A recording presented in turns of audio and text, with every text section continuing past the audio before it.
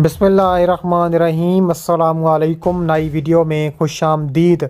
बड़ी breaking news, बड़ी ख़बर सामने आ रही है कि इज़राइल की फ़लस्तीन में शदीद तबाही। रूस ने इज़राइल के ख़िलाफ़ बड़ा एक्शन लेने का ऐलान कर दिया।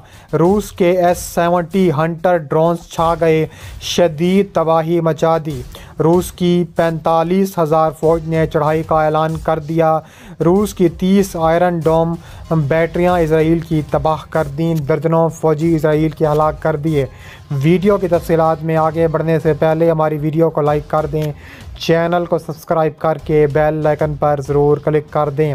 इज़राइल की फ़लस्तीन में शदीद रूस ने तबाही मचा दी। इज़राइल के ख़िलाफ़ रूस के S-70 हंटर ड्रोन्स छा गए, शदीद तबाही मचा दी। रूस की 45,000 फ़ौज ने चढ़ाई का ऐलान कर दिया। रूस की सदर व्लादिमीर पुतिन ने इज़राइली वज़ीर आज़म नेतन्याहू को वार्निंग दी है कि रूस इज़राइल के ख़िलाफ़ ऐलान जंग कर सकता है। बरतानवी अखबार के मुताबिक रूसी सदर व्लादिमीर पुतिन ने गज़ा में जारी इज़राइली जरहरीत पर जंग बंदी का मुतालबा करते हुए कहा है कि इज़राइल और फ़लस्तीन में होने वाले पुरतशद्दुद वाक़यात को फ़ौरन रोका जाए, जिनमें बच्चों समेत बड़ी तादाद में पुरअमन अफराद की जानें गईं। मसले का हल अक़वाम मुत्तहिदा और सलामती कौंसिल की करारदादों की रोशनी में तलाश किया जाए।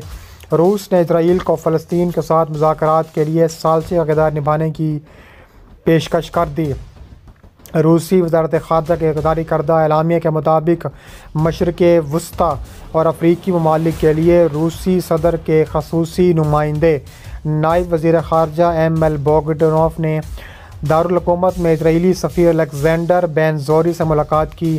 मुलाकात के दौरान नायब रूसी वज़ीर ख़ारजा इज़राइली सफ़ीर के मबैन गज़ा की पट्टी पर होने वाली बमबारी और इज़राइल और फ़लस्तीन के मबैन जारी कशीदगी पर तबादला ख़्याल हुआ।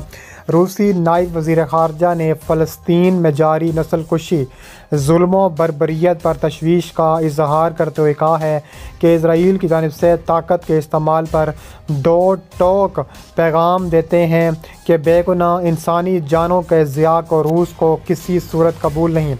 रूसी हकाम ने इज़राइली बमबारी का निशाना बनने वाले फ़लस्तीनियों की तादाद में इजाफे पर शदीद तशवीश का इजहार किया। फ़लस्तीन के साथ मसले को मुज़ाकरात की मेज़ पर हल करने का मशवरा दिया। रूसी नायब वज़ीर ख़ारजा ने कहा है कि रूस इज़राइल और फ़लस्तीन के दरमियान मुज़ाकरात के लिए सालसी का किरदार अदा करने को भी हम वक्त तैयार बैठा है।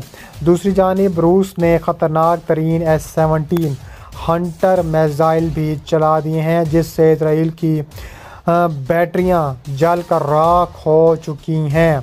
इसके अलावा कहा जा रहा है कि बमबारी के बाद इज़राइली फ़ौज ने ऐलान किया कि उन्होंने रमाला के इलाके में हमास के सिक्योरिटी हेड के मकान को निशाना बनाया है।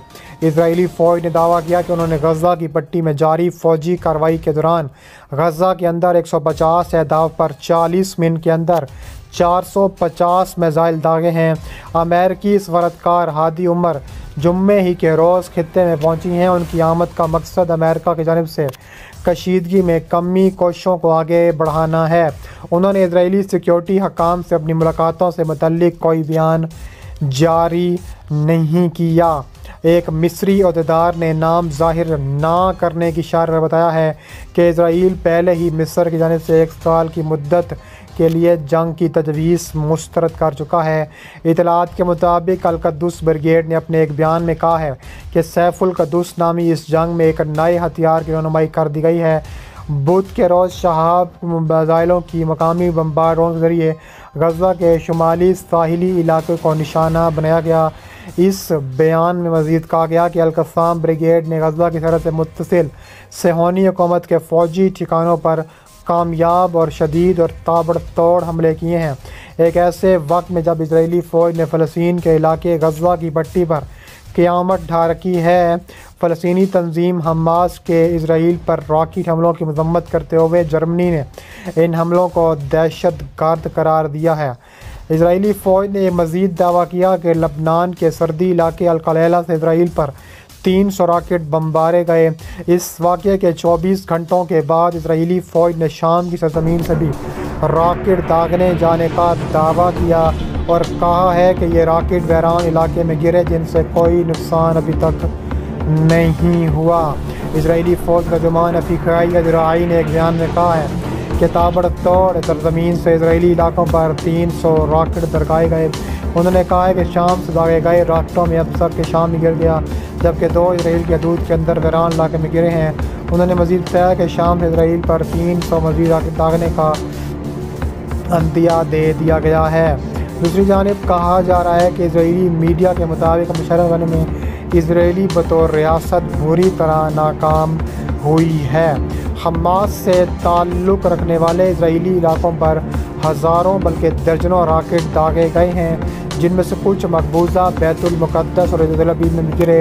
حماس ٹی وی کا کہنا ہے کہ ابتدائی طور پر 5 لاکھ کے قریب 2000 راکٹ فائر کیے گئے، جن کا حماس کے چیف کمانڈر نے اس آپریشن کے آغاز میں اعلان کیا تھا۔ اسرائیلی میڈیا کے مطابق حماس کے جنگجوؤں کے اسرائیل میں داخل ہونے کے بعد ملک کے جنوبی علاقوں میں ان کی اسرائیلی فوجیوں سے مسلح جھڑپیں ہوئیں۔ اسرائیلی فوج کے مطابق اس کے جواب 22 مقامات حملہ آوروں کا مقابلہ کر رہے ہیں۔ غزہ کے قریب واقع اسرائیلی آبادیوں میں مقیم افراد نے اسرائیل کی مختلف نیوز چینلز کو فون پر بتایا ہے کہ عسکریت پسند ان کے قصبوں اور دیہاتوں میں غصہ اور اپنے مکانات میں محصور ہو کر رہ گئے ہیں۔ بی بی سی کی نامہ نگار کے مطابق غزہ کی کچھ ویڈیوز میں فلسطینیوں کو اسرائیلی فوج کی گاڑی چلاتے ہوئے بھی دیکھا گیا ہے۔ اس کے علاوہ انہوں نے کہا ہے کہ حملوں کے بعد جب وہ گھر سے باہر نکلے تو سڑکیں ویران تھیں، ریسٹوران، کیفے سب کچھ بند پڑے تھے، فضا خوف سے بھری ہوئی تھی۔ دی گارڈن کے مطابق غزہ میں حماس کے فوجی کمانڈر نے ایک بیان میں مسجد اقصیٰ کو آزاد کرنے کے لیے ایک نئی آپریشن کا اعلان کیا اور کہا ہے کہ اسرائیل کے خلاف حماس کی نئی کوششوں کا یہ صرف پہلا مرحلہ ہے۔ انہوں نے مزید کہا کہ ہم نے دشمن کو متنبہ کیا ہے کہ وہ مسجد اقصیٰ کے خلاف اپنی جارحیت کو ختم کرے۔ بغیر کسی جواب کے دشمن کی جارحیت کا دور اب ختم ہو چکا ہے۔ میں مغربی کنارے اور گرین لائن کے اندر ہر جگہ فلسطینیوں سے بلا روک ٹوک حملہ کرنے کی اپیل کرتا ہوں۔ بغیر کسی جواب کے دشمن کی جارحیت کا دور اب ختم کرنے کا اعلان کرتا ہوں۔ میں ہر جگہ مسلمانوں سے حملہ کرنے کا مطالبہ کرتا ہوں۔